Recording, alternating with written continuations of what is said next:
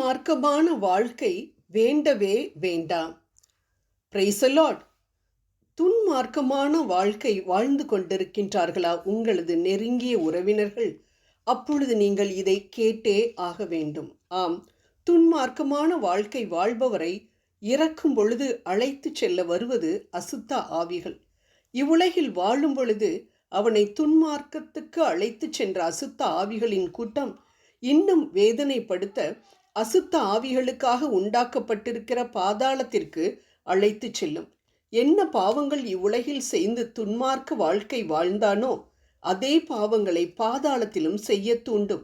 ஆனால் அதற்கு அங்கு வழி இல்லாததால் அவன் படும் வேதனை அதிகமாயிருக்கும். இவ்வுலகில் எந்த தாகத்தோடு அவன் வாழ்ந்தானோ அந்த தாகம் நித்தியமாய் அவனை தொடர்ந்து கொண்டே இருக்கும்.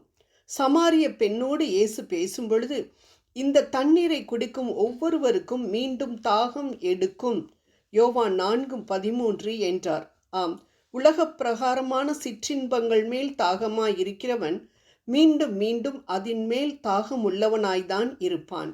அவனுடைய தாகம் ஓயாது. உலக பொருட்களின் மேல் தாகமாய் இருந்த செல்வந்தன் இறந்த பொழுது அவனுடைய தாகம் நித்தியத்திலும் தொடர்ந்தது. தூரத்தில் இருந்த ஆபிரகாமை கண்டு, தந்தை ஆபிரகாமே எனக்கு இரங்கும், லாசர் தமது விரல் நுனியை தண்ணீரில் நனைத்து எனது நாவை குளிரச் செய்ய அவரை அனுப்பும், ஏனெனில் இத்தீப்பிழம்பில் நான் மிகுந்த வேதனைப்படுகின்றேன், லூக்கா 16:24 என்றான். என்ன பரிதாபம்! செல்வந்தனுடைய தாகம் தீர்க்கப்படவில்லை. ஆனால் வறியவனாக செல்வந்தனின் வீட்டு வாசலில் கிடந்த லாசர் சந்தோஷமாக ஆபிரகாமின் மடியில் இருந்ததை நாம் காண்கின்றோம். மதுபான பழக்கம் உள்ள ஒருவர் இறக்கும் பொழுது மதுபானத்தின் ஆவிகள் அவனோடே கூட போகும். அவன் உள்ளம் பாதாளத்தில் மதுபானம் கிடைக்காதா என்று எதிர்பார்க்கும். நித்தியம், அதாவது கோடான கோடி வருடம் அவன் மதுபானத்திற்காக ஏங்கி தவித்து மதுபானம் என்று கதறிக்கொண்டே இருப்பான். ஆம், கண்களின் இச்சை, உடலின் இச்சைகளில் வாழ்ந்து இறக்கின்றவர்களை அந்த இச்சையின் ஆவிகள் பின்தொடர்ந்து சென்று கொண்டே இருக்கும். யாக்கோபு 1:15.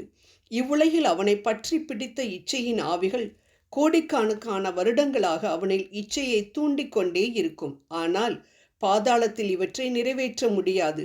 அதனால் அவன் அங்கு கதறிக்கொண்டே இருப்பான்.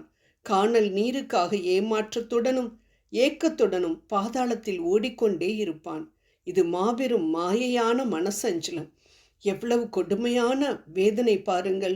ஆம் அன்பானவர்களே, உடலில் தீய இச்சைகள் வரும்பொழுது அழுகிப்போன உடல்களையும் நித்தியமான அக்கினியும் கந்தகமும் எரிகிற கடலிலே தவியாய் தவித்து கொண்டிருக்கிற எண்ணற்ற ஆத்துமாக்களை எண்ணி பார்த்தாலே போதும், பாவத்திற்கு விலகி ஓடுவார்கள் மனிதர்கள்.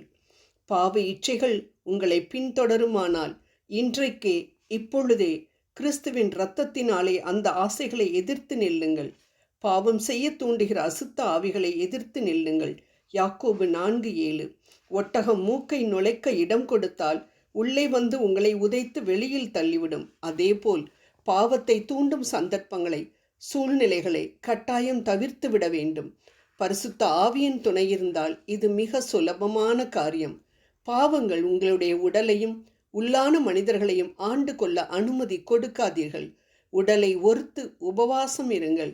சோதனைகளை கொண்டு வரும் பிசாசு ஓடிப்போய் விடுவான். மத்தேயு 4:2. அதன் பின்பு இயேசுவை எப்பொழுதும் உங்களுடன் கூட வைத்து கொள்ளுங்கள். அவரோடு நேரம் செலவழியுங்கள். அவரோடு கூட நடக்க பழகுங்கள். இறக்கும் தருவாயில் அவருடைய பிரசன்னத்தை உணர்வோம். ஆண்டவர் நிச்சயம் நம்மை இவ்வுலகமாகிய தற்காலிக வீட்டிலிருந்து நிரந்தரமான அவரது வீட்டிற்கு அழைத்து செல்வார். எது முக்கியம்? தற்காலிக சந்தோஷமா, நித்திய சந்தோஷமா? மிகுந்த பிரசன்னத்தோடு பேரின்ப வீட்டிற்கு செல்ல போகின்றோமா, அல்லது பிசாசுகளுக்கு தயார் பண்ணி வைக்கப்பட்டுள்ள நரகத்திற்கு பொல்லாத ஆவிகளோடு செல்ல போகின்றோமா? நமக்காக படைக்கப்பட்டது பரலோகம், பிசாசுகளுக்காக படைக்கப்பட்டது நரகம். இதை மனதில் கொண்டு திருப்பாடல் 23:6 படி நாம் தேவனிடம் கேட்போம், உமது அன்பை எனக்கு கொடும் என்று. ஆம், ஜெபம் செய்வோம். அன்பின் ஆண்டவரே, மறுபடியும் பிறந்தாலன்றி எவரும் இறையாட்சியை காண இயலாது என்று உறுதியாக உங்களுக்கு சொல்லுகிறேன் என்று சொன்னீரே. எங்களது பாவங்களை அறிக்கையிட்டு பாவ மன்னிப்பை பெற கிருபை புரியும். ஆமேன்.